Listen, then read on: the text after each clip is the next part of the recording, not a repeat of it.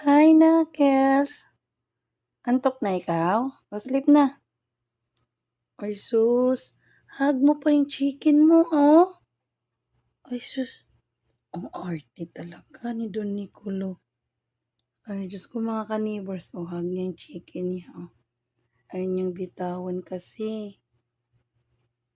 Ako, ang arte-arte ng anak ko, oh. Good night, Don Nicolo. Ay sus, mga ka-neighbors, oh.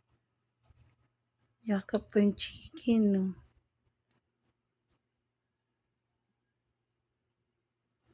Naku. Good night. Uy, arte mo naman. Sleepy na ikaw? Ay.